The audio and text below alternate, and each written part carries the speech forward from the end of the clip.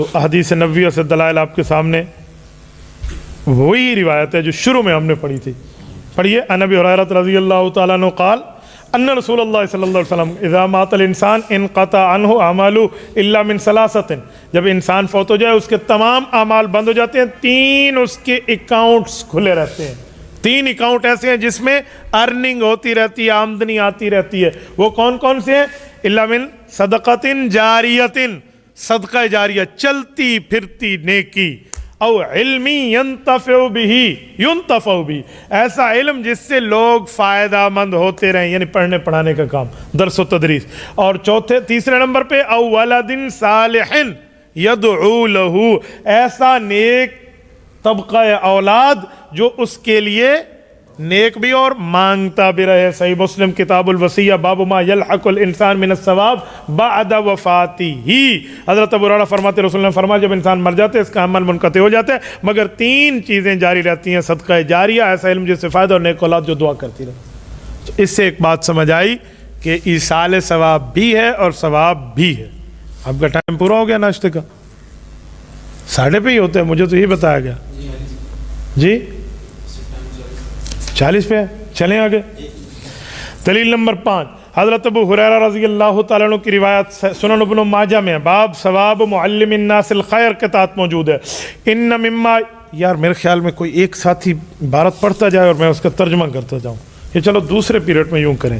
چلو یہاں چلاؤ. عن ابی ہریرہ رضی اللہ تعالیٰ عنہ قال قال رسول اللہ صلی اللہ علیہ وسلم ان مما يلحق المؤمن من عمله وحسناته بعد موته علمه نشره ولدا صالح ترکہ، اچھا ولدن صالح اس کے ساتھ ہے، ومصحفا وورثہ او مسجدا بناؤ او بیتا لابن السبیل بناؤ او نہرا اجزاؤ او صدقتا اخرجا من مالی فی صحتی و حیاتی یلحقہ من بعد موتی. حضرت ابو ہریرہ فرماتے ہیں رسول اللہ صلی اللہ علیہ وسلم ارشاد فرمایا مومن موت کے بعد مومن کو جو اعمال اور نیکیاں ملتی ہیں وہ یہ ہیں: علم جو سیکھا پھر اس کی اشاعت کی، یا نیک بیٹا چھوڑ گیا، یا قرآن کریم وراثت میں چھوڑ گیا، یا مسجد کی تعمیر کی، یا مسافر خانہ بنوایا، یا نہر کھدوائی، یا وہ صدقہ جو اپنے مال سے تندرستی میں اور زندگی میں نکالا. ان کا ثواب موت کے بعد بھی ان کو جاتا ہے. آپ اندازہ لگائیں رسول اللہ صلی اللہ علیہ وسلم نے نیکی کی کون سی شاخ چھوڑی ہے. اچھا یہاں یار میرا جی چاہتا ہے میں اس کی 2 چیزیں آپ کو جہاں 1-2 بتا دوں. سب سے پہلی بات، علم سیکھا آگے سکھایا.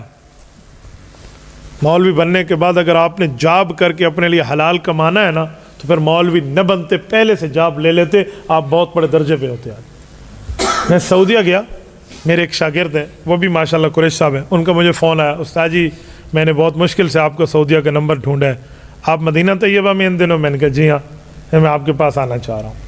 میں نے کہا آپ آئیے، لیکن کرتے کیا ہیں؟ کہتے استاد جی میں کچھ ہدیہ لے کر آنا چاہ رہا ہوں. ماشاءاللہ میرا یہاں اپنا وہ ہے، ایک دفتر ہے، اور یہاں میں پیٹرول پمپ کی ایجنسی میں کام کرتا ہوں. حافظ، قاری، عالم، مفتی ہے. اس نے مجھ سے اولا سے لے کر اصول شاشی تک پڑھا تھا، ثالثہ تک. میں نے کہا نہ آئیے اور ہدیہ بھی نہ لائیے، جیب پہ رکھو اپنا ہدیہ. Keep your in your pocket, اپنی جیب میں رکھے. کیوں؟ میں نے کہا میرا تو دماغ ہل گیا. مولوی بننے کے بعد تو نے پیٹرول پمپ پہ جاب کرنی تھی، یہ سارا پڑھنے سے پہلے جاب کرتا، تیرا اپنا پیٹرول پمپ ہوتا. علم وہ ہے جو آگے پھیلایا جائے. پڑھنے پڑھانے کا سلسلہ تم نے نہیں رکھا، اور جاب مجھے تمہارے پیسوں کی ضرورت نہیں، جیب میں رکھے اپنے پیسے. اب کوئی صوفی صاحب بیٹھا ہو تو مجھے کہے گا ہدیہ کا انکار تو نہیں ہوتا، انہوں نے فتویٰ ٹھونک دینا. یا یہ میڈیا کے ذریعے کسی تک جائے اور کسی کا بھی علمی ایزی لوڈ اور جا رہا ہو تو وہ کہے گا مولوی صاحب ہدیے کا انکار تو نہیں کرتے، آپ نے بہت غلط کیا. تو بھائی ہدیے کا انکار انتظامی صورتحال پر کر رہا ہوں کہ ایک استاذ ایک شاگرد کو جھنجھوڑنے کے لیے کر رہا ہے کہ تجھے حیا کرنا چاہیے، آئندہ درس و تدریس بھی ساتھ رکھ. ٹھیک ہے، میں نے اس کے جھنجھوڑنے کے لیے اسے کہا ہے، اسے بتایا ہے، جسے تربیت کہتے ہیں، انتظاماً کہتے ہیں، عملاً اور عقیدتاً میں نہیں کر رہا. نہیں سمجھ آئے؟ کوئی اور مجھے ہدیہ آپ میں سے کوئی دے دے، یا اعتراض کرنے والوں میں سے کوئی دے دے، میں ابھی لے لوں گا. ٹھیک ہے، لیکن جس سے نہیں لے رہا تو اس کا یہ مطلب، کیونکہ میرے اوپر یہ سوالات ہوتے ہیں، اسی لیے میں آپ کو کہہ رہا ہوں کہ ہمارے استاد جی اس کو کہتے ہیں دفع دخلے. کیا مطلب؟ ایک بندہ بتائے. دفع کرنا. ٹھیک ہے, یہ بھی مولویوں والا جواب ہے. جی بعد میں جو مسئلہ بنے اس کا انتظام پہلے کرو. رائٹ جواب ہے یار, یہ عوامی زبان ہے. مولوی صاحب نے بھی جواب ٹھیک دیا ہے, میں ان کی وہ نہیں کر رہا, لیکن ایسا لفظ جو ابھی تک آپ میری پٹی پہ چڑھ نہیں رہے, جس پہ میں آپ کو چڑھا رہا ہوں نا, عوامی الفاظ پہ, عوامی لفظوں میں. ٹھیک ہے, ورنہ دفع دخل مقدر کہتے ہیں دوران قراءت عبارت کے اندر کوئی اعتراض چھپا ہوا پیدا ہو, اعتراض نقل کیے بغیر اس کا جواب دینا دفع دخل مقدر ہوتا ہے. یہ آپ کو میں جامع پڑھا رہا ہوں, یہ رابعہ میں یہی سمجھاتے ہیں نا, یہی ہے نا جامعہ. ہاں تو دفع دخل مقدر کا عوامی جواب کیا ہے؟ بعد میں جو مسئلہ پیدا ہے اس کا پہلے انتظام کر دو. کیا جواب دیا یار, زبردست. یعنی اس کا معنی ابھی بچہ پیدا نہیں ہوا, پیمپر خرید کے پہلے رکھ دو. ہاں ہاں ایویں اجماع نہیں دیا, کام تو خراب کی تھی بیٹھے. تو یہ اس لیے میں ہدیے کی ترتیب سمجھا. اب دوسری بات کہ اس نے قرآن کریم چھوڑا ہو ورثے میں وارث بنایا ہو کسی کو. آپ کسی کو قرآن کریم, احادیث نبویہ, کتب اسلامی خرید کر دے دیں, وہ اس پہ مولوی بنے یا چھوڑ دے یا کوئی اور بنے, آپ کا ثواب پکا لکھا گیا, آپ کا ثواب لکھا گیا. کتنی بڑی بات. یا آپ نے مسجد بنوا دی, یا آپ نے بیت الابن سبیل بنایا. بیت الابن سبیل کیا ہے؟ مسافر خانہ. بیت کسے کہتے ہیں؟ بیت, دار, منزل, یہ تینوں عربی میں گھر کو کہتے ہیں. کیا فرق ہے؟ اچھا آپ کیوں ہنستے ہیں؟ جواب دیں, یہی میں سمجھا رہا ہوں. بالکل بولیے آپ. کچھ ضروریات سامان اور دار اسے کہا جاتا ہے, جیسے وہ ہماری سرائکی میں کہتے ہیں بہت سارے گھر بنے ہوں تو اس کو باہر سے چار دیواری دی جائے اسے. اب آپ بتائیں. ایک کمرے کو دار جس کے اندر گھر کے یعنی کئی سارے کمرے بھی ہوں, اور ساتھ میں رہائش وغیرہ کی ضروریات ہیں, کچن ہے, واش روم وغیرہ ساری چیزیں. اور منزل عام طور پہ جس کو آج ٹاؤن یا کوئی سوسائٹی کہہ لیں, چاروں طریقوں سے بند ہو اور اس کا صرف ایک دروازہ ہو داخلے کا. اگر اس کے دو دروازے, ایک دروازہ ہو, یعنی کہ مخصوص راستہ اس کا مخصوص ہونا ہوتا ہے. آپ نے بہت بڑی قیدیں لگا لی, پھنس جاؤ گے. کوئی اور سنائے, کوئی اور بتاؤ, آسان بتاؤ. اچھا منزل ایک ایسی جگہ جس میں کئی کمرے ہوں. ٹھیک,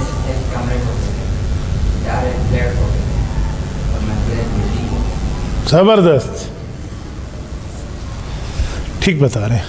آپ نے سب نے بتایا ٹھیک ہے, بس آپ کے الفاظ میں کچھ اوپر نیچے ہے. وہ ایک پٹھان اور ایک سرائکی نے مل کے چوری کی تھی, تو کہا تھا ہم 50-50 کریں گے. کہا جی ٹھیک ہو گیا, آدھو آدھ. تو جب تقسیم کی باری آئی نا, تو سرائکی نے کہا ادھا تیلا تے ادھا میلا. پٹھان نے کہا نیما تا آدھا نیما ماں آدھا. تو سرائکی کہنے لگا نیما ماں آدھا, ہون تیری ماں آدھا حصہ کنوں آ گیا. اس نے ماں آدھا کا معنی سمجھا کہ اس کی اماں کا حصہ کہاں سے آ گیا. تو بات تو ایک ہی ہے, لیکن اسے کہتے ہیں اختلاف لفظی. تو بیٹا بیت ایک کمرے کو نہیں کہتے, بیت کہتے ہیں بات یبیت بیتن, رات گزارنے کی جگہ. وہ ایک کمرہ ہو, وہ آدھا کمرہ ہو, وہ فل ہال ہو, وہ تہ خانہ ہو, کچھ بھی ہو. ٹھیک ہے, بات یبیت بیتن. سمجھ آ گیا؟ منزل کے لیے ٹاؤن اور دار کے لیے گھر, اور یہ باتیں آپ کی ٹھیک ہے. تو یہ جو لفظ ہے کہ بیت لابن السبیل, کمرہ بنا کر دیا, مسافر اس میں رات گزار سکے. مسافر خانہ دوسرے لفظوں میں, بہت اچھا آپ نے مانا. ٹھیک ہے, یہ مسافر خانہ. دوسرے لفظوں میں آپ کو کہوں کہ آپ کسی جگہ پہ مثلاً مین اسٹاپ پر آپ نے کوئی ایسے شیڈ لگوا دیا جس کے نیچے گرمی میں یا بارش میں مسافر ٹھہر سکیں, تو یہ بھی بیت کے زمرے میں آتا ہے. نہیں سمجھ آئے؟ بس ذہن میں رکھنا. تو ایسی نیکی بھی تو بندہ کوئی کرے نا یار. نیکی یاد رکھیں, صدقہ بڑا ضروری ہے, چاہے مال کا ہو, مال نہیں ہے تو جان کا ہو, جان نہیں ہے تو وقت کا ہو.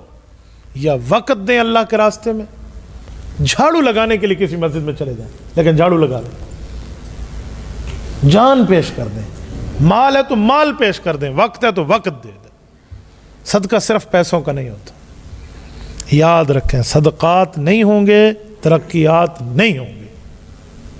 اللہ کو یہ ہاتھ نہیں, یہ ہاتھ پسند ہے. الید العلیٰ خیر من ید السفلیٰ. روایات میں کیا ہے؟ ید العلیٰ, اوپر والا ہاتھ نیچے والے ہاتھ سے بہتر ہے. اس کا اوپر والا ہاتھ مراد نہیں ہے, مراد دینے والا منفق, اور نیچے والے ہاتھ سے مراد لینے والا, وصول کرنے والا. او نہرن, نہرن کا معنی کسی بندے کو موٹر لگوا دو, کسی جگہ بڑی ٹینکی بنوا دو, نہر کھدوا دو, ٹھیک ہے, ان ایک ایریا سے دوسرے ایریا تک اس کی پہنچو, یہ نہرن ہے. یا جدید زبان میں کہوں, عالم دین انٹرنیٹ پر کام کرتے ہیں دینی حوالے سے. ایک بندہ کھمبے سے ڈی پی نکال کے عالم دین کو دیتا ہے اور فی سبیل اللہ دے رہا ہے, یہ او نہرن کے معنی میں شامل ہے. آپ اسے دے رہے ہیں, ایک جگہ سے دوسری جگہ تک چیز پہنچا رہے ہیں, اور اس کے ذریعے معاملہ جا رہا ہے. ہمارے اس دینی محنت میں انٹرنیٹ کا بڑا دخل ہے. ہمارے کچھ سادھے حضرات سمجھتے ہیں کہ نیٹ یوں نہیں دینا چاہیے, یوں نہیں ہے. کیمرہ کسی کو خرید کے کوئی دے دیں بھائی آپ اس پر دینی کام کریں, کیمرہ خریدنے پہ کوئی ثواب ہے؟ میرا پہلا دوست جس نے مجھے کیمرہ خرید کے دیا, کتنے بندوں نے اسے خراب کیا تھا. یہ غالباً میں آپ کو 2008 کی بات کر رہا ہوں یا 7 کی. کیمرہ وہ خرید کے دے رہا ہے کہ آپ ویڈیوز کے ذریعے میں دنیا میں کام کریں اور آپ اہل باطل کا منہ بند کریں. کتنے بندے کر رہے ہیں یہ نیکی کا کام کر رہے ہیں, نیکی کا کام کر رہے ہیں. اور اشد الناس عذابا یوم القیامت المصورون, جو فٹ بھی یہاں نہیں ہوتی وہ ہمارے اوپر فٹ کر دیا, ٹھیک ہے. اور آج جنہوں نے فٹ کیا ان کے جلسوں کا میں چیف گیسٹ ہوتا ہوں, مہمان خصوصی. حضرت آپ کے ذریعے ہم نے آخری سبق پڑھوانے, آپ ذرا تشریف لائیے, ہمارے بچوں کے سر پہ دست شفقت رکھیے. تو میرا وہی دوست, میں بعض اوقات اسے کہتا رہتا ہوں, یاد ہے تیرے کیمرے نے ہمیں دنیا میں پہنچایا. وہ کیمرہ بعض اوقات گیا, کوئی وہ جب خرید کے دیا تھا جس دوست نے, اس نے کہا تھا یہ کوئی 1 سال چلے گا, اور ہم مولویوں سے پورے 10 سال چلا ہے. 3-3 ہزار ویڈیوز اس پہ بنی. 2 ویڈیوز پہ ایسی بنی کہ اس کی قیمت نکل گئی. ایک مناظرہ کوہاٹ اور ایک مناظرہ مانسیرا گڑی حبیب اللہ. ایک مماتیت سے اور ایک غیر مقلدیت سے. ان کے بہت دانت کھٹے ہوئے ہیں کہ دنیا میں اگر یہ جہاں بھی رہیں تو منہ چھپانے کے لیے ان کو نام جگہ نہیں, بیت نہیں ملے گا, بیت, باقی جگہ تو اور چھوٹی جگہ بھی نہیں ملے گی, آپ یقین مانیں. تو یہ ہوتا ہے. تو ایسی چیزیں جس کا فائدہ ایک جگہ سے دوسری جگہ تک ہو, یہ نارن میں شامل ہے. اجزاہ صدقہ او اخرجہا من مالہ فی صحتہ و حیاتہ. اللہ اکبر. یہ مال کی محبت پہ رسول اللہ صلی اللہ علیہ وسلم نے چھرا پھیرا ہے. فی حیاتی و صحت, کیا مانا؟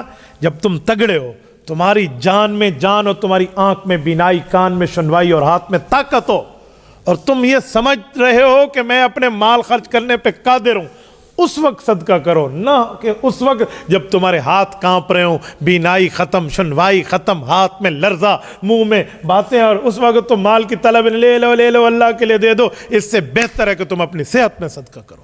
صحت میں کرو گے مال کی محبت ذبح ہو جائے گی. یہ چھرا پھیرا اللہ کے رسول نے فی صحتی و حیاتی فرما کر, ٹھیک ہے. مرنے کے وقت میں نے ایسے غنڈوں کو جا کر دیکھا ہے, اللہ معاف فرمائے, بات میں توبہ طیب ہو گئے, اور ایسے زمین قبضہ کرنے والے مافیاز کو جا کے دیکھا ہے, مرتے وقت وہ نصیحت وصیت کے لیے کہتے ہیں لے لو مال ہمارا کسی کو دے دو, ہم نے کیا کرنا ہے, ہمیں تو قبر ملنی, میں نہیں کچھ کرنا تھا تو لیا کیوں ہے. 2 قسم کے کنجوس میں نے دیکھے ہیں. ایک کنجوس کنجوسوں میں افضل ہے, اور ایک کنجوس کنجوسوں میں اخبث ہے. کنجوسوں میں افضل کنجوس وہ ہے جو مال تو دوسروں سے کھینچ کے لاتا ہے, لیکن اپنی ذات, اپنے بچوں, اپنی بیوی, اپنے گھر پہ خرچ ضرور کرتا ہے.